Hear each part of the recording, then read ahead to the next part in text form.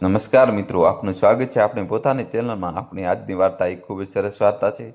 વાર્તા શરૂ કરતાં પહેલાં હું દર્શકોને વિનંતી કરું છું કે જો તમને વિડીયો ગમે તો તેને લાઇક કરો અને તમે કયા શહેરથી આ વાર્તા સાંભળી રહ્યા છો તે જણાવો. તો ચાલો વાર્તા શરૂ કરીએ. રાતનો સમય હતો. ઘરના બધા સભ્યો સૂઈ ગયા હતા, પણ રામકિશનજીને ઊંઘ નહોતી આવતી. તેમણે ઊંઘની ગોળી પણ લીધી હતી, તેમ છતાં ઊંઘ તેમનાથી ઘણી દૂર હતી. અને જ્યારે મન અને મગજમાં આટલી બધી હલચલ મચી હોય ત્યારે કોઈ માણસ કેવી રીતે સૂઈ શકે? બેઠા બેઠા રામકિશનજી બોલ્યા, સરસ્વતી, હવે મારાથી વધુ સહન થતી નથી. હવે એ બધું રોકાવું મારા માટે શક્ય નથી. આપણે બંને આપણા દીકરા અને વહુઓ પાસેથી કેટલી આશાઓ રાખી હતી, અને હવે જુઓ, દીકરાઓ તો દીકરીઓ, વહુઓ પણ જીવન આરામ કરી દીધું છે. બાળકો સાથે તેમના શહેરમાં આવ્યાને માત્ર 1 મહિનો જ થયો છે, પણ ખબર નહીં કેમ આ 1 મહિનો પણ 1 વર્ષ જેવો લાગી રહ્યો છે. અરે સરસ્વતી, ગામમાં સારી રીતે ગુજરાન ચાલતું હતું. વર્ષભર અંગીઠી પર શેકેલી સૂકેલી સળગેલી કે ગમે તેવી રોટલી ખાઈને ગુજરાન તો ચાલી જ રહ્યું હતું ને. ખબર નહીં કેમ મારી બુદ્ધિ પર પથ્થર પડી ગયા હતા. જે આશા રાખી હતી કે શહેરમાં દીકરાઓના ઘરે જઈને ઠાઠથી રહેવા મળશે, પૌત્ર પૌત્રીઓનો સાથ પણ મળશે, તો સમય પણ આરામથી પસાર થશે, અને વહુઓના હાથના બનેલા સારા અને સ્વાદિષ્ટ ભોજન પણ ખાવા મળશે. શું કરું? આ કમબખ્ત જીભની લાલસા જ મને દગો આપી ગઈ. એમ કહેતા રામકિશનજી માથું પકડવા લાગ્યા. પછી આંસુ લૂછતા બોલ્યા, ખબર છે સરસ્વતી, એક પળ માટે ઘર છોડતા પહેલાં મારા મનમાં વિચાર પણ આવ્યો હતો કે બંને વહુઓ ખૂબ જ તીખા સ્વભાવની છે. કોઈ નાના મોટાનો વિચાર કરતી નથી. ક્યારેક કંઈ ઊંધું સીધું બોલી દેશે તો કેવી રીતે સહન થશે? એમ કહેતા દમના દર્દી રામકિશનજીને ઉધરસ આવી. થોડી વાર ખાંસતા રહ્યા અને પછી થોડા સંભાળીને બોલ્યા, બસ સરસ્વતી, ક્ષણિક સુખની લાલસા સામે મારા આત્મસન્માને પણ ઘૂંટણ ટેકવી દીધા, અને દીકરીઓ એકવાર કહેવા માત્રથી હું આ વૃદ્ધાવસ્થામાંથી નરકથી પણ બદતર જીવન જીવવા માટે ખુશી ખુશી તેમના શહેરમાં આવી ગયો. પણ સરસ્વતી, હવે હું ખૂબ વિચાર કર્યા પછી મેં નિર્ણય લઈ લીધો છે. હવે હું કોઈનું એક પણ નહીં સાંભળું, અને તું પણ મને એ રોકાવાનું કહીશ નહીં. 72 વર્ષીય રામકિશનજી પોતાની દિવંગત પત્નીની તસવીર સામે જોતા બબડતા જઈ રહ્યા હતા. એ દુઃખને તેઓ આટલા સમયથી પોતાના દિલમાં છુપાવીને બેઠા હતા. દોસ્તો, જલ્દીથી વિડીયો લાઇક કરી ચેનલ સબસ્ક્રાઈબ કરી દો. ત્યાં જે આંસુઓ દ્વારા આંખોમાંથી વહી નીકળ્યું, કહેવા માટે તો તેમને ભરેલો પૂરો પરિવાર હતો. દીકરા, વહુઓ, પૌત્ર પૌત્રીઓ, પણ આટલા બધા લોકો એવા છતાં એવું નહોતું કે જે તેમના દિલની હાલત સમજી શકે, જેને તેઓ પોતાના કહી શકે. તેથી પત્નીની તસવીર સાથે વાત કરીને તેઓ પોતાના દિલનો ભાર હળવો કરી લેતા હતા. તેને એવું લાગતું હતું કે જાણે તે તેમની વાતો સાંભળી રહી છે. ખરેખર 1 વર્ષ પહેલાં તેમની પત્ની સરસ્વતીનું અવસાન થયું હતું. તે પહેલાં રામકિશનજી પોતાની પત્ની સરસ્વતી સાથે પોતાના ગામમાં રહેતા હતા અને ખેતી કરતા હતા. પણ ગામમાં દીકરીઓથી અલગ રહેતા હોવા છતાં બંને વૃદ્ધ પતિ પત્ની પોતાના જીવનથી ખુશ હતા. તેઓ બંને એકબીજાનું ખૂબ સારી રીતે ધ્યાન રાખતા હતા અને પોતાની દુનિયામાં સંતુષ્ટ હતા. તેમને 2 દીકરા હતા. બંને દીકરા શહેરમાં રહેતા હતા. એક દિવસ સરસ્વતીજીને ખૂબ તાવ આવ્યો. રાત્રે દવા ખાઈને સૂઈ, પણ સવારે ઉઠ્યા જ નહીં. પત્નીના મૃત્યુએ રામકિશનજીના હૃદયને દુઃખ અને પીડાથી ભરી દીધું હતું. તેમની તો જાણે જિંદગી જ જતી રહી હતી. દીકરા વહુઓ ઔપચારિકતા નિભાવીને પોતપોતાના ઘરે પાછા જતા રહ્યા હતા, પણ ગામમાં એકલા રહી ગયા હતા તો ફક્ત રામકિશનજી, જેમણે એક ગ્લાસ પાણી પણ ક્યારેય જાતે ઉપાડ્યું ન હતું, એક રૂમાલ પણ ધોયો ન હતો. આજે તે જ રામકિશનજી દરેક કામ જાતે કરવા લાગ્યા હતા. પોતાના કપડાં જાતે ધોતા, ચૂલા પર રોટલી શેકતા. ઘણીવાર અંગૂઠીની ધુમાડાથી તેમને ઉધરસ આવવા લાગતી. સળગેલી રોટલી બનાવીને મીઠું અને ડુંગળી સાથે તેઓ જેમ તેમ ગળી જતા, પરંતુ તે બેસ્વાદ ખાતા ખાતા જ તેમના પત્નીના હાથના બનેલા ખાવાનું યાદ આવી જતું. આંખો ભીની થઈ જતી. તેમનું એકલતા એટલી વધી ગઈ હતી કે તેઓ પોતાની મૃત પત્નીની તસવીર હંમેશા હાથમાં જ રાખતા હતા. જે કંઈ પણ મનમાં આવતું તે પત્નીની તસવીરને જ કહી દેતા હતા. ગામના કેટલાક લોકો તો તેમને આવા જોઈને તેમની મજાક ઉડાવતા હતા. જ્યારે તેમના પાડોશીઓ જ તેમની હાલત સમજી શકતા હતા. તેઓ જાણતા હતા કે આ રામકિશનજીનું ગાંડપણ નથી, એકલતા છે જે તેમને અંદરથી ખાઈ રહી છે. દોસ્તો, તમારા ભાઈ માટે જલ્દીથી ચેનલ સબસ્ક્રાઈબ કરી દો. રામકિશનજીની આવી હાલત જોઈને તેમાં પાડોશીઓ તેમના મોટા દીકરાને ફોન કર્યો અને તેમની ચિંતાજનક માનસિક સ્થિતિ વિશે જણાવ્યું, અને તેમને પોતાની સાથે રાખવાનું કહ્યું. પરંતુ વૃદ્ધ સસરાને પોતાની સાથે રાખવા માટે બંને વહુઓ બિલકુલ તૈયાર નહોતી. પરંતુ લોકલાજના ડરથી તેમના બંને દીકરા તેમને પોતાની સાથે શહેરમાં લઈ આવ્યા. રામકિશનજી પણ સ્વાદિષ્ટ ખાવાનું ખાવાની આશાએ પોતાના દીકરાઓ સાથે ખુશી ખુશી શહેરમાં આવી ગયા. બંને દીકરીઓએ નક્કી કર્યું કે તેઓ બંને પિતાને 1 મહિનો પોતાની પાસે રાખશે. પહેલા મોટો દીકરો તેમને પોતાના ઘરે લઈ ગયો. પૌત્રી પૌત્રી સાથે હસતા બોલતા સમય આરામથી પસાર થઈ જશે, આ વિચારીને રામકિશનજીના મનમાં મોટા દીકરાના ઘર જવાની ખૂબ ઉત્સુકતા હતી. મોટા દીકરાના ઘરે પહોંચ્યા તો અહીં ત્યાં જોવા લાગ્યા કે હમણાં તેમના પૌત્ર પૌત્રી તેમને મળવા આવશે, ખૂબ વાતો કરશે. પરંતુ થોડી વાર સુધી પણ જ્યારે કોઈ ના આવ્યું તો રામકિશનજીએ પોતાના દીકરાને કહ્યું, દીકરા મોહન, પિંકી ક્યાંક દેખાતી નથી, કોલેજ ગયા કે શું? તે મોટા દીકરાએ કહ્યું, ના પિતાજી, ખરેખર તો તેઓ બંને આ શહેરમાં રહેતા જ નથી. અમે બંને બાળકોને મુંબઈની એક ખૂબ મોટી યુનિવર્સિટીમાં દાખલ કરાવ્યા છે. તે બંને ત્યાં રહીને અભ્યાસ કરી રહ્યા છે. મહિનામાં એકાદ વાર મળવા આવે છે. આ વાત સાંભળીને રામકિશનજી આશ્ચર્યચકિત થઈ ગયા. વિચારવા લાગ્યા કે હવે જમાનો કેટલો બદલાઈ ગયો છે. પરંતુ કદાચ તેમને હજી એક બીજી સરપ્રાઈઝ મળવાનું બાકી હતું. થોડા કલાકો ત્યાં વિતાવ્યા પછી જાણવા મળ્યું કે તેમના સમધનજી એટલે કે વહુની માતા પણ તેમના દીકરાના ઘરે જ રહેતી હતી. પોતાની સમધનને પોતાના દીકરાના ઘરમાં જોઈને રામકિશનજી થોડા અસહજ અનુભવી રહ્યા હતા. જોકે જેમ તેમ કરીને મનને સમજાવીને ત્યાં રહેવા લાગ્યા. દીકરાના ઘરે રહેતા બે ટાઈમનું ખાવાનું તો તેમનું નસીબ થઈ રહ્યું હતું, પણ જે આત્મીયતા માટે તેઓ તરસતા હતા તે દૂર દૂર સુધી ક્યાંય નહોતી. તેમનો દીકરો, વહુ અને સમધન તનય સાથે બેસીને જાત જાતના પકવાન ખાતા, પણ રામકિશનજીને તેમના રૂમમાં જ દાલ રોટી આપી દેવામાં આવતી, કારણ કે દીકરાએ તેમને રૂમની બહાર નીકળવાની ના પાડી હતી. દીકરો, વહુ અને વહુની માતા ત્રણેયના હસવા બોલવાના અવાજો આવતા હતા, પણ રામકિશનજીને આ બધી વાતોથી દૂર જ રાખવામાં આવતા. પોતાના દીકરાના ઘરમાં આવો વ્યવહાર મળવાથી તેઓ મનોમનો પત્ની સાથે વાત કરતા બબડવા લાગ્યા. દોસ્તો, જલ્દીથી વિડીયો લાઇક કરીને તમારા ભાઈ માટે ચેનલ સબસ્ક્રાઈબ કરી દો. સરસ્વતી, શું તે ક્યારેય ઊંધી ગંગા વહેતી જોઈ છે? જો એ ખુદનો બાપ પડે પણ આત્મીયતાને સારું ખાવા માટે તરસતો રહે છે, અને આપનો લાયક દીકરો પોતાની સાસુને બેસાડીને સરસ મજાના પકવાન ખવડાવી રહ્યો છે, તેની સાથે ખબર અંતર પૂછી રહ્યો છે, મજાક કરી રહ્યો છે, લાગણી દર્શાવી રહ્યો છે. અહીં હું કંઈ માગું છું તો બહુ તીખા સ્વરમાં કહે છે, બાબુજી, આ ઉંમરમાં જેટલો પરેજી રાખશો એટલું સ્વાસ્થ્ય સારું રહેશે. પણ વહુની માતા પણ તો વૃદ્ધ છે, શું તેને આ બધું ખાઈને બીમારીઓ નહીં થાય? વાહ પરમેશ્વર, તારી લીલા અપરંપાર છે. થોડા દિવસો વીતી ગયા. એક દિવસ રામકિશનજી પોતાના રૂમની બહાર નીકળ્યા. તેમને બહાર આવેલા જોઈને વહુ અને તેની માતા ત્રાસી નજરે તેની તરફ જોવા લાગી. કદાચ તેમની પ્રાઇવસીમાં કંઈક ખલેલ પડી હતી. તે જ સમયે તેમનો મોટો દીકરો ઘરની અંદર આવ્યો તો રામકિશનજી બોલ્યા, બેટા, મારું એ દિલ લાગી રહ્યું નથી. મને નાના દીકરાના ઘરે જ છોડી દે. ઓછામાં ઓછું ત્યાં બાળકો સાથે દિલ લાગી જશે. આટલું સાંભળતા જ તેમની વહુ અને સમધનના ચહેરા પર એક સ્મિત આવી ગયું. પોતાના કહેવાથી દીકરાએ તેમને નાના દીકરાના ઘરે છોડી દીધા. થોડી ઘણી બાકી રહેલી આશાઓ લઈને રામકિશનજી પોતાના નાના દીકરાના ઘરે આવી ગયા, પણ નાની વહુ તો મોટી વહુ કરતાં પણ બે ડગલા આગળ નીકળી. સસરાજીને પોતાના ઘરમાં જતા જ તેણે તરત પોતાની જેઠાણીને ફોન કરી દીધો. કેમ ભાભી, આપના વચ્ચે તો એક મહિનાનું નક્કી થયું હતું ને, પછી હજી તો માંડ 20 દિવસ વીત્યા હશે. એવો કયો પાર તૂટી પડ્યો કે તમે બાબુજીને 20 દિવસમાં તમારા ઘરેથી જવાબ દીધા? બીજી બાજુથી શું જવાબ આવ્યો તે જાણીને નાની વહુ બોલી, એવી વાત છે તો અમે પણ તેમને અમારા ઘરે ફક્ત 20 દિવસ જ રાખીશું અને 21મા દિવસે તમારા ઘરે મોકલી દઈશું. એમ કહીને નાની વહુએ ગુસ્સામાં ફોન પછાડી દીધો. મોટા દીકરા અને વહુના ઘરે ઓછામાં ઓછા એક રૂમ તો રામકિશનજીને નસીબ થઈ રહ્યો હતો, જ્યાં બેસીને તેઓ આરામથી પોતાના નસીબ પર આંસુ વહાવી શકતા હતા. પણ નાની વહુના ઘરે તો તે રૂમ પણ ન મળ્યો. વહુ અને દીકરાએ એક સ્ટોર રૂમમાં જ રામકિશનજીનું પથારી પાસે દીધું અને બાળકોને તેમની માતાને દાદાજી પાસે ન જવાની સૂચના આપી દીધી. દોસ્તો, કહાની છેલ્લા સુધી જોજો અને વિડીયો લાઈક કરી દો. બાળકોને આવતા જતા જોવા માટે ક્યારેક ક્યારેક તેઓ આંગણામાં આવીને બેસી પણ જતા, તો પણ તેમને દૂરથી જ જોતા રહેતા, પણ ચાહીને પણ તેમની સાથે વાત ન કરી શકતા, તેમને વાર્તા ન કહી શકતા. બાળકો અહીંથી રમતા રહેતા, પણ દાદાજી સાથે વાત કરવાની મજાલ નહોતી. તેને ખબર હતી કે જો વાત કરતા સમયે તેમની માતાએ તેમને જોઈ લીધા તો રૂમમાં લઈ જઈને એવી માર મારશે કે નાની યાદ આવી જશે. દૂર બેઠા બેઠા તેઓ બાળકોને તોફાન કરતા જોતા રહેતા અને તેમની વાતો સાંભળીને ખુશ થઈ જતા.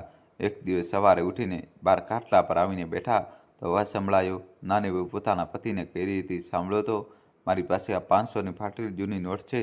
શાકવાળો દૂધવાળો કોઈ પણ તેને લેવા તૈયાર નથી. એક કામ કરો, તમે જ તેને ચલાવી લેજો. તેના બદલે મને એક નવી નોટ આપી દો. આજે મારી સહેલીઓ સાથે પાર્ટીમાં જવાનું છે. રામકિશનજી પણ આદતથી મજબૂર હતા કે ખોટું થતું જોતા જ તેઓ રોકી દેતા હતા. દીકરાના ગયા પછી તેમણે વહુને સમજાવતા કહ્યું કે વહુ, બાળકો બહુ તોફાની થઈ ગયા છે. પોતાની સહેલીઓ સાથે ફરવા જવાના બદલે થોડું બાળકો પર ધ્યાન આપો. આ ઉંમરમાં બાળકોને માતાની સૌથી વધુ જરૂર હોય છે. આ વાત તો જાણે નાની વહુને કાંટાની જેમ ગૂંચી ગઈ. ગુસ્સે થઈને તે બોલી, અચ્છા, તમને શું લાગે છે હું આખો દિવસ રખડું છું? બહાર ન જાઉં તો શું આખો દિવસ તમારી ખાંસીનો અવાજ સાંભળતી રહું? અને વળી અમારા બાળકો બહુ સમજદાર છે, તમારે તેમની ચિંતા કરવાની કોઈ જરૂર નથી. નાની વહુના મોઢેથી આવી વાતો સાંભળતા રામકિશનજીને એવું લાગ્યું જાણે તે નાની વહુ ન હોય પણ કોઈ જ્વાળામુખી હોય જે ધડાધડ તેમના પર આંગના અંગારા વરસાવી રહ્યો હોય. ઉંમરનો જે તકાજો છે જે સારા સારા લોકોને પોતાના સામે ઘૂંટણીએ પડવા મજબૂર કરી દે છે. ક્યારેક એવો સમય પણ હતો જ્યારે મારી સામે અવાજ ઉઠાવવાની કોઈની હિંમત નહોતી થતી, અને આજે એવો સમય પણ આવી ગયો છે કે ગઈકાલની આવેલી વહુઓ પણ મારું અપમાન કરીને પોતાના પગ નીચે કચડી નાખે છે. દોસ્તો, જલ્દીથી વિડીયો લાઈક કરીને ચેનલ સબસ્ક્રાઈબ કરી દો. અને દીકરાઓ તો એટલા નાલાયક છે કે તેમને તો પોતાની પત્નીઓની ચાકરી સિવાય બીજું કોઈ કામ જ નથી. આ વૃદ્ધ પિતા તો તેમની દુનિયામાં જાણે આવે જ નહીં એમ વિચારતા તેમની વૃદ્ધ આંખો રોઈ રોઈને ખરાબ હાલત થઈ ગઈ હતી. અપમાનના આંસુ પીને તેઓ પોતાના પલંગ પર આવીને ઢળી પડ્યા. પછી રડતા રડતા પત્નીની તસવીર સાથે બોલી ઉઠ્યા, સરસ્વતી, મને કેમ ન લઈ ગઈ તારી સાથે? કેમ મને આ વૃદ્ધાવસ્થામાં કષ્ટ સહન કરવા માટે છોડી દીધો? જે બાળકોને સદા સુખી રહો, જીવતા રહો જેવા આશીર્વાદ આપતા આપણે ક્યારેય થાકતા નહોતા. ઘોર અપમાન! આ તો પહેલાં જ દૂધવાળાએ આપેલું ફાટેલું 4 વાર જોડલું 500નું નોટ. ન જાણે કેમ આજે મનથી એ જ બાળકો માટે બદદુઆ નીકળી રહી છે. નાલાયક જેવા શબ્દો મોઢે આવતા રહી જાય છે. જે બાળકોને આટલા જતનથી મોટા કર્યા, સમાજમાં ઉઠતા બેસતા શીખવ્યું, આજે એ જ સંતાનો પોતાના જન્મદાતાની કદર નથી કરતા. આમ તો આ લોકોના વર્તનને જોઈને હું મોઢું બંધ જ રાખું છું, પણ ક્યારેક ભૂલથી કોઈ વાતમાં સલાહ આપવા બેસી જાઉં તો કહે છે, બાપુજી તમે ચૂપ જ રહો, તમને નહીં સમજાય. સાચું કહું તો દિલ તો થાય કે એક જોરદાર તમાચો ઝીકી દઉં, પણ શું કરું, ચૂપ રહેવામાં જ ભલાઈ છે એમ વિચારીને કોઈક રીતે હું પોતાને રોકી લઉં છું. અરે તમે તમારું મન નાનું ન કરો, એ તો બાળકો છે, નાદાની કરી બેસે છે, પણ તમે તો સમજદારી રાખો. એ તો વિચારો કે ઓછામાં ઓછું તમને 2 ટાઈમનું ભોજન તો આપે છે ને. હવે નકામી વાતો વિચારીને પરેશાન ન થાવ. રામકિશનજીને એવું લાગ્યું કે તેમની પત્ની સરસ્વતી તેમને સમજાવી રહી છે. નહીં સરસ્વતી, મને પણ તારી સાથે લઈ ચાલ. કહેતા કહેતા રામકિશનજી ઊંઘમાં જ બબડવા લાગ્યા અને અચાનક તેમની આંખ ખુલી ગઈ. પરસેવાથી રેબઝેબ થયેલા રામકિશનજીએ ચારે બાજુ જોયું પણ સરસ્વતી ક્યાંય દેખાઈ નહીં. બીજા દિવસે સવારે ઉઠ્યા તો તેમણે નક્કી કરી લીધું હતું કે હવે પોતાના ઘરે પાછું જવું જ સારું રહેશે.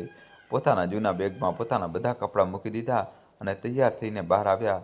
દીકરા અને વહુએ તેમને હેરાનીભરી નજરે જોયા, પણ એ પહેલાં કે કોઈ તેમને કંઈ પૂછે, રામકિશનજી પોતે જ બોલી ઉઠ્યા, બેટા, હવે મારે અહીં રહેવું નથી. સારું રહેશે કે મને સ્ટેશન સુધી મૂકી આવ, આગળ હું જાતે જ જતો રહીશ. સસરાજીની આ વાત સાંભળતા જ નાની વહુના ચહેરા પર ચમક આવી ગઈ અને ખુશીથી કૂદતા કૂદતા બોલી, હા, હું તો પહેલાં જ કહેતી હતી કે બાપુજીનું અહીં મન નહીં લાગે. તેમને તો પોતાનું ગામ જ સારું લાગે છે. શરૂઆતથી ત્યાં જ રહ્યા છે ને. પછી પોતાના પતિને જોતા બોલી, અરે તમે હજી સુધી ઊભા છો? સાંભળ્યું નહીં બાપુજીએ શું કહ્યું? જલ્દીથી તેમને સ્ટેશન પર મૂકી આવો, પછી તમારે ઓફિસ પણ જવાનું છે. આવું કહીને નાની વહુ પોતાના કામમાં વ્યસ્ત થઈ ગઈ. દોસ્તો, જલ્દીથી વિડીયો લાઈક કરીને ચેનલ સબસ્ક્રાઈબ કરી દો. એ પત્નીની આજ્ઞાનું પાલન કરતા ત્યારે નાનો દીકરો તેમને સ્ટેશન સુધી મૂકવા આવ્યો તો પોતાના ખિસ્સામાંથી 500ની નોટ કાઢતા બોલ્યો, લો બાપુજી, આ પૈસા રાખી લો, રસ્તામાં તમારા કામ આવશે.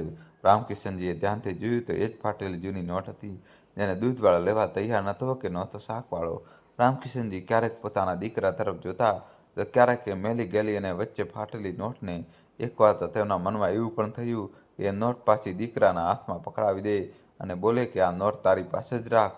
તારી આ મહેરબાની વગર પણ તારો બાપ પોતાના ઘરે પાછો જઈ શકે છે. પણ એ પહેલાં તે કંઈ બોલે, તેમના દીકરાએ કહ્યું, એવું છે ને બાપુજી, શહેરમાં મોંઘવારી વધારે છે અને પગાર ઓછો છે, એટલે આનાથી વધારે પૈસા તો હું તમને નહીં આપી શકું. દીકરાની વાતો સાંભળીને રામકિશનજી પોતાના ગુસ્સાની જ્વાળાને મનોમન દબાવતા બોલ્યા, બેટા, જ્યારે તમને બંનેને સારા અંગ્રેજી માધ્યમની સ્કૂલમાં દાખલ કરાવ્યા હતા તો હું એ સમયે માંડ માંડ 3000 મહિનાનો કમાઈ જતો હતો. ફક્ત તમારી ભણતર પર જ 1000 ખર્ચ થતા હતા. એ સમયે પણ મોંઘવારી બહુ હતી.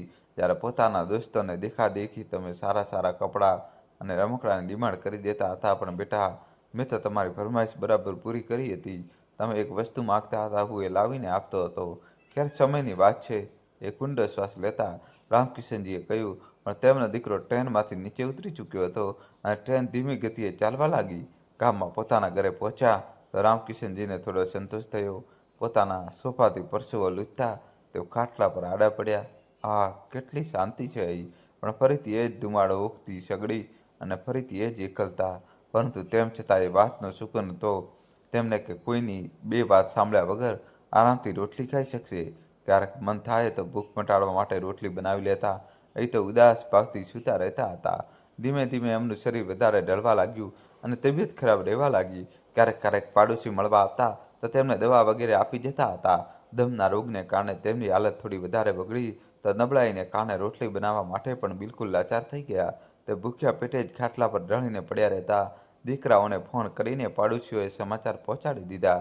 દોસ્તો, જલ્દીથી વિડીયો લાઇક કરી ચેનલ સબસ્ક્રાઈબ કરી દો. પરંતુ પોતાના જ પરિવારમાં મસ્ત બંને દીકરાઓને પિતાને મળવા આવવાની કોઈ જરૂરિયાત મહેસૂસ ન થઈ. ભૂખ્યા પડ્યા રહેવાને કારણે રામકિશનજીની હાલત દિવસે ને દિવસે બગડતી જઈ રહી હતી. હવે તો ગામના સગા સંબંધીઓ અને પડોશીઓએ પણ દીકરાઓને ખબર પહોંચાડવાનું બંધ કરી દીધું, કારણ કે દીકરાઓએ તો જાણે નક્કી કરી લીધું કે હવે તે પોતાના પિતાના અંતિમ દર્શન કરવા જ ગામ આવશે. પછી એક દિવસ તેમની હાલત એટલી બગડી ગઈ કે રામકિશનજીએ પથારી પકડી લીધી. તે ઉઠી બેસી અને બોલવાની પણ પૂરી રીતે લાચાર થઈ ગયા. પડોશીઓને તેમના દીકરાઓને ફરીથી ફોન કર્યો અને ખબર આપી કે તેમના પિતાની હાલત ખૂબ વધારે ગંભીર છે, તો તેઓ જલ્દીથી જલ્દી તેમની પાસે પહોંચી જાય તો જ તેમને છેલ્લી વાર મળી શકે છે. આટલું સાંભળીને બંને વહુઓના મનમાં એક ખુશીની લહેર દોડી ગઈ કે ચાલો, હવે હંમેશા માટે રોજ રોજની કકળાટમાંથી છુટકારો તો મળી જશે. નહીં તો આએ દિન ક્યારેક ઉધરસ, તો ક્યારેક તાવ, ક્યારેક અહીં દર્દ, તો ક્યારેક ત્યાં દર્દ.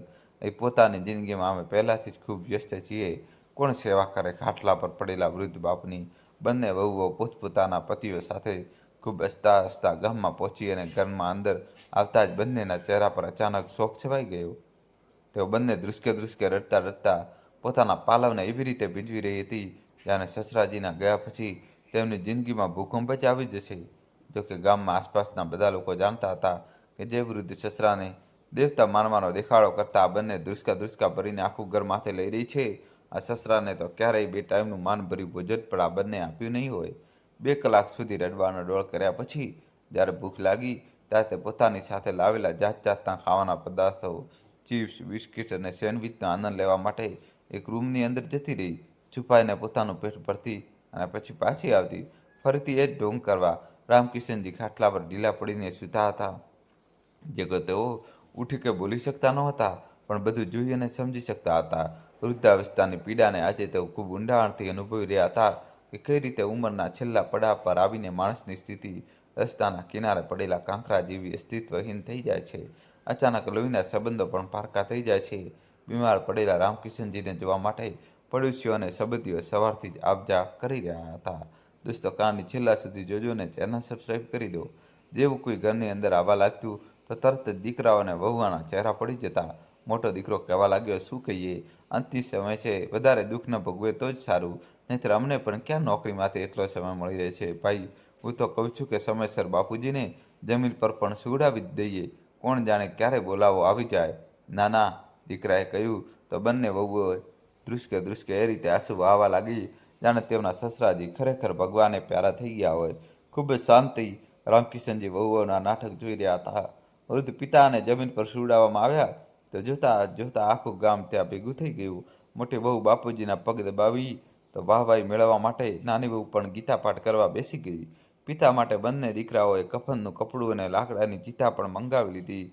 પણ રામકિશનજી જેમ હતા તેમ જ સૂતા રહ્યા. સાંજ થઈ તો બધા લોકો પોતપોતાના ઘરે જતા રહ્યા. બંને દીકરા અને વહુઓ જે અત્યાર સુધી સારા બનવાનો ડોળ કરી રહ્યા હતા, બધા લોકોના જતા જ પોતાની અસલિયત પર આવી ગયા. ભાભી, તમને શું લાગે છે ક્યારે મુક્તિ મળશે બાપુજીને? નાની વહુએ પોતાની જેઠાણીને કહ્યું તો મોટી વહુ ઊંડો શ્વાસ છોડતા બોલી, શું ખબર, બાપુજીને મુક્તિ મળે તો આપણે ભાગ વેચીને પોતપોતાના ઘરે જઈએ. ત્યારે નાની વહુએ કહ્યું, પણ ભાભી, હું તમને જણાવી દઉં કે જે માજીનો મોટો હાર છે તે તો હું જ રાખીશ.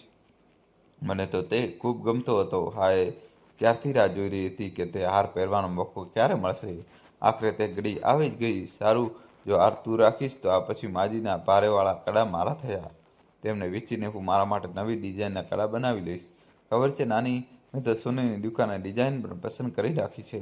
હું પ્રસન્નતાથી મોટી વહુ બોલી. વહુઓની વાતો સાંભળીને રામકિશનજીનું દિલ અંદર સુધી આહત થઈ રહ્યું હતું. તેમનું એકવાર તો મન થયું કે બૂમો પાડીને આખા ગામને પોતાના દીકરા વહુઓને અસલિયત જણાવી દે, પણ તેમના શરીરમાં જીવ જ ક્યાં હતો કે કંઈ બોલી પણ શકે. પિતા પાસે બેઠેલા દીકરાઓ અને વહુઓ અંદરો અંદર વિચાર મર્શ કરવા લાગ્યા હતા. દોસ્તો, જલ્દીથી વિડીયો લાઇક કરી ચેનલ સબસ્ક્રાઈબ કરી દેજો. મોટો દીકરો નાનાને બોલ્યો, ભાઈ, ઘણા સમયથી આપણા ઘરમાં કોઈ મોટો સમારંભ થયો નથી, પણ બાપુજીના મૃત્યુ પર આપણે ગામવાળાને બતાવી દઈશું કે આપણે પણ કોઈથી ઓછા નથી. બાપુજીની તીરમી પર ખાવાની એકથી એક વસ્તુ રાખીશું, એટલા વ્યંજનો બનાવીશું કે લોકો ખાતા ખાતા થાકી જશે.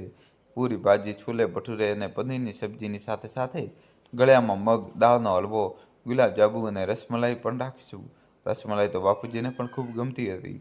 ખાવાની આટલી બધી વસ્તુઓના નામ સાંભળતા જ રામકિશનજીના મોંમાં પણ પાણી આવવા લાગ્યું. મનમાં એક વિચાર આવ્યો કે આ લોકોએ મારી 13મીમાં મારા જીવતા જીવ કેમ ન કરી દીધી. હું પણ પેટ ભરીને ખાઈ લેત તો જીવતા જીવ મારા આત્માને અંદર સુધી સંતોષ મળી જાત. આ વ્યંજનોના સ્વાદ માટે ન જાણે કેટલા સમયથી તેઓ તરસતા હતા. તે સ્વાદને યાદ કરતાં જ અચાનક તેમના મોઢામાંથી લાળ ટપકવા લાગી. જોતાં જ નાની બહુ ખૂબ ખુશીથી બોલી, અરે જુઓ તો, આ તો બાપુજીના મોઢામાંથી લાળ પણ ટપકવા લાગી છે. અને વડીલો કહે છે, જ્યારે મૃત્યુશૈયા પર પડેલા માણસની લાળ નીકળે છે તો સમજો કે અંતિમ સમય આવી ગયો છે. હવે તો ખૂબ આતુરતાથી રામકિશનજીના મૃત્યુની રાહ જોવાઈ રહી હતી.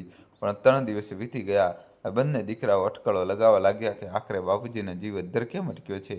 આપણે બધા લોકો તો અહીં જ છીએ, તો પછી બાપુજીને કોને મળવાની ઈચ્છા છે, જે પ્રાણ છોડવાનું નામ જ નથી લઈ રહ્યા. ત્યારે ગામના એક વડીલ, જેમનું આખું ગામ માન રાખતું હતું, તે રામકિશનજીની ખબર કાઢવા માટે તેમના ઘરે આવ્યા. તો દીકરાઓ બોલ્યા, કાકા, સમજાતું નથી કે બાપુજીનો જીવ ક્યાં અટક્યો છે. પછી તે વડીલ બોલ્યા, બેટા, ક્યારેક ક્યારેક કોઈ અધૂરી રહી ગયેલી ઈચ્છાને કારણે પણ જીવ નીકળતો નથી. તમે એક કામ કરો, તમારા પિતાને ગમતી ખાવાની વસ્તુ બનાવો અને તેમને ખવડાવો. બની શકે કે તે જ ખાવાની ઈચ્છા મનમાં રહી ગઈ હોય. દોસ્તો, કહાની છેલ્લા સુધી જોજો ને તમારા ભાઈ માટે વિડીયો લાઇક કરી ચેનલ સબસ્ક્રાઈબ કરી દો. વહુએ તરત જ રસોડામાં જઈને બાપુજી માટે દેશી ઘીમાં રવાનો હલવો બનાવી દીધો. જેવી તે હલવો લઈને બહાર આવી તો હલવાની સુગંધથી તેમનું આખું શરીર ખીલી ઉઠ્યું. મોટા દીકરાએ એક ચમચીથી થોડો હલવો મોઢામાં નાખ્યો તો રામકિશનજી ખૂબ ખુશીથી ખાવા લાગ્યા. બંને દીકરાઓ અને વહુઓ તેમને મોટા ચાથી હલવો ખાતા જોઈને હેરાન હતા. જોતાં જ જોતાં આખો વાટકો ખાલી થઈ ગયો. પણ સસરાના મૃત્યુની રાહ જોતી વહુઓની ધીરજની સીમા હવે સમાપ્ત થવા લાગી હતી. નાની વહુએ કહ્યું, હું તો મારો સામાન પેક કરી રહી છું.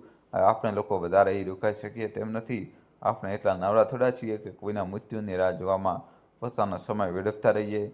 ત્યારે મોટી વહુ ગુસ્સાથી ભડકીને બોલી, હા હા, નવરા તો આપણે છીએ ને, કોઈ કામ ધંધો થોડો છે આપણને. બાપુજીનો ઠેકો તો આપણે લઈ રાખ્યો છે. પૂરા 20 દિવસ સેવા કરી હતી આપણે લોકોએ બાપુજીની. તારાથી તો એક અઠવાડિયું પણ સંભળાયા નહોતા. દેરાણી જેઠાણી વચ્ચે જબરજસ્ત બોલચાલી શરૂ થઈ ગઈ. વહુઓ સાથે દીકરીઓ પણ લડાઈમાં કૂદી પડ્યા. આ સાંભળીને તો આખું ગામ આ તમાશો જોવા માટે ભેગું થઈ ગયું. અમુક વડીલો આવીને એમને સમજાવ્યા કે થોડી શરમ કરો, તમારા વૃદ્ધ પિતા મૃત્યુની શૈયા પર પડેલા છે અને તમે એમની સાથે સામે ઝઘડો કરી રહ્યા છો. દોસ્તો, કહાની છેલ્લા સુધી જોજો અને વિડીયો લાઇક કરીને ચેનલ સબસ્ક્રાઈબ કરી દો. શું આ સમયે આવી વાતો કરતા તમને શોભે છે? પરંતુ એ લોકોને ક્યાં કોઈની ચિંતા હતી. કોઈ પણ લાજ શરમ વગર તેઓ ઝઘડો કરતા હતા.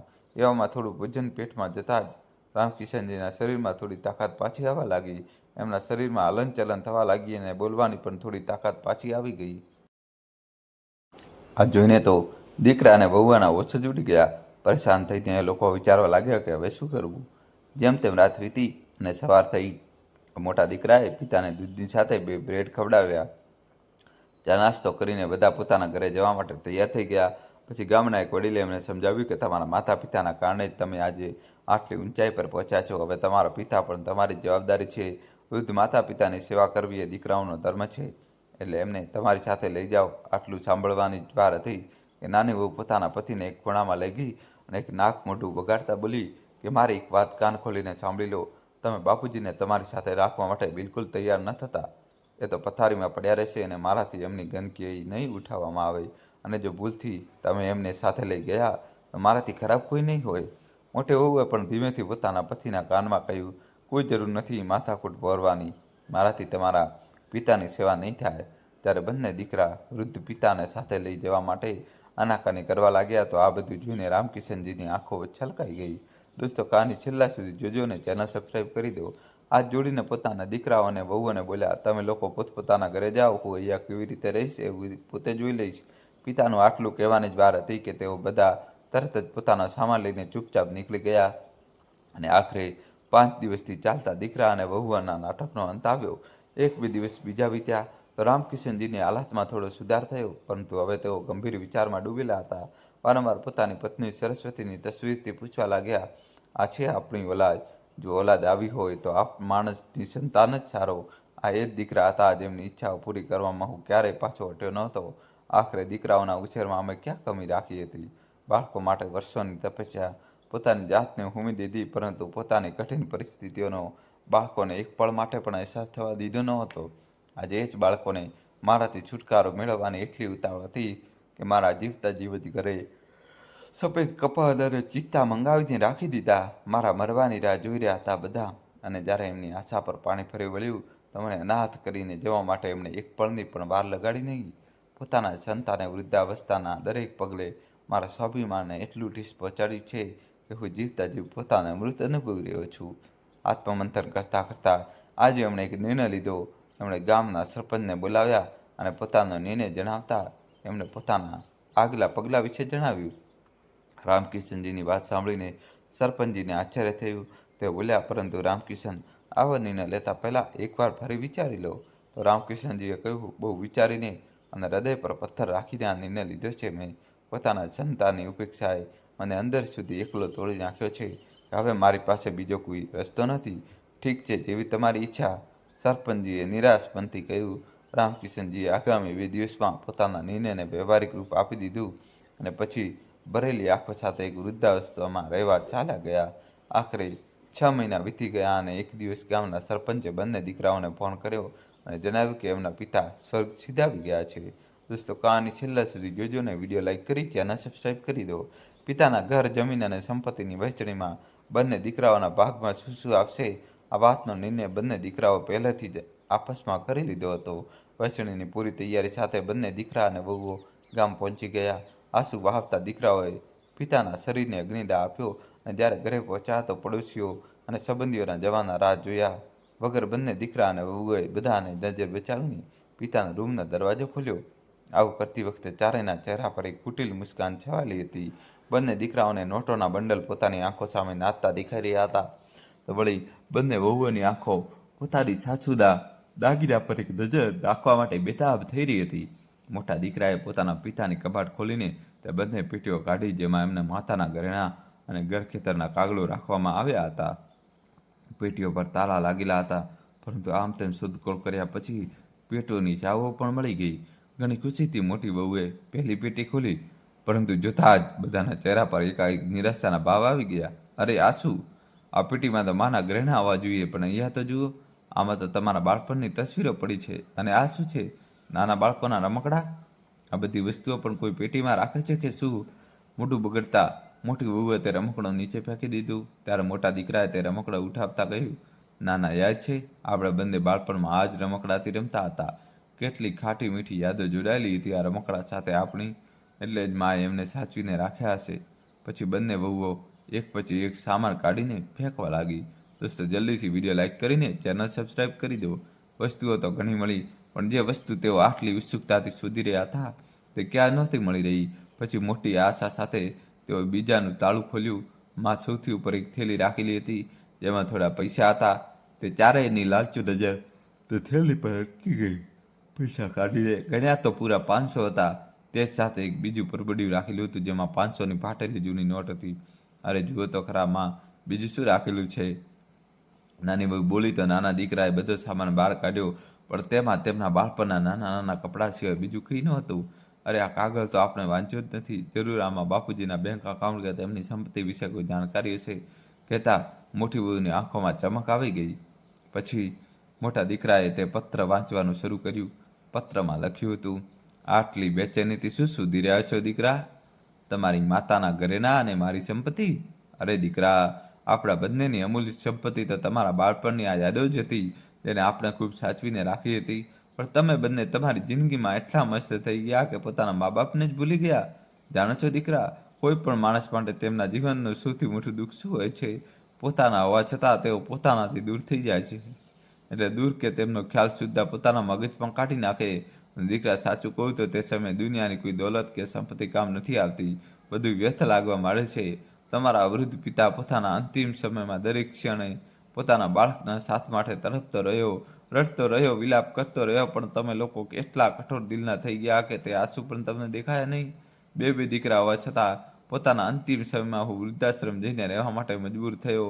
આનાથી મોટી લાનતની વાત તમારા માટે બીજી શું હોઈ શકે છે દીકરા? હવે તે વાત કહું છું જેને જાણવા માટે તમે સૌથી વધુ ઉત્સુક છો. મારા ખેતરની જમીન કે ઘર અને બાકીની જે પણ સંપત્તિ હતી મેં તે વૃદ્ધાશ્રમને દાન કરી દીધી છે. જ્યાં મને અંતિમ સમયમાં સહારો મળ્યો. અને હા, જે 500 તમને મારા પેટીમાંથી મળ્યા છે તે મારા અંતિમ સંસ્કારનો ખર્ચ છે. કારણ કે જે દીકરાઓ મારા જીવતા જીવ મારી જવાબદારી ન ઉઠાવી શક્યા તે દીકરાઓ પર હું મર્યા પછી પણ બોજ બનવા નથી માગતો. અને આજ સાથે પરબડિયામાં જે 500ની નોટ રાખેલી છે તે મારા નાના દીકરા માટે છે. યાદ કર બેટા, આ એ જ નોટ છે જે દૂધવાળા શાકવાળો કોઈ પણ લેવા તૈયાર નહોતો. અને મારા ગામ આવતા પહેલાં જ આ ફાટેલી જૂની નોટ મારા હાથમાં પકડાવીને પોતાની ફરજની પૂર્ણાહુતિ કરી લીધી હતી. બસ હવે તો ભગવાનને દુઆ કરું છું કે જેવું મારી સાથે થયું તેવા દિવસો તમારા લોકોના ક્યારેય ન જોવા પડે. પણ દીકરા, પ્રકૃતિનો એક નિયમ છે કે જે કંઈ પણ આપણે કોઈને આપીએ છીએ તે આપણી પાસે પાછું જરૂર આવે છે. પંત્ર વાંચતા વાંચતા મોટા દીકરાનો અવાજ કાંપવા લાગ્યો અને નાનો દીકરો પત્રમાં લખેલી વાતો સાંભળીને ધ્રુસકે રડવા લાગ્યો. અને બંને વહુઓ પોતાનું માથું પકડીને જમીન પર ધડામ દઈને બેસી ગઈ. આજે ખરેખર તેમની જિંદગીમાં ભૂકંપ આવી ચૂક્યો હતો, એક ખૂબ મોટો ભૂકંપ. તો મિત્રો, તમને શું લાગે છે? રામકૃષ્ણજીએ જે પગલું ભર્યું તે યોગ્ય હતું? તમારો અભિપ્રાય કોમેન્ટ બોક્સમાં જરૂર જણાવશો. અને એ પણ જણાવો તમને આ વાર્તા કેવી લાગી. જો પસંદ આવી હોય તો વિડીયોને લાઇક કરો, ચેનલને સબસ્ક્રાઈબ કરો અને શેર કરવાનું બિલકુલ ભૂલશો નહીં. અને દોસ્તો, તમે કયા ગામ કયા શહેરથી સ્ટોરી જોઈ રહ્યા છો એ કોમેન્ટમાં તમારા ગામ શહેરનું નામ તો લખવું જ પડશે દોસ્તો. અને પ્લીઝ તમારા ભાઈ માટે વિડીયો લાઇક કરીને ચેનલ સબસ્ક્રાઈબ કરી દો. દોસ્તો, તમે વિડીયો તો જુઓ પણ ચેનલ સબસ્ક્રાઈબ નથી કરતા, જલ્દીથી ચેનલ સબસ્ક્રાઈબ કરી દો. ખૂબ ખૂબ ધન્યવાદ, દિલથી આભાર. થેન્ક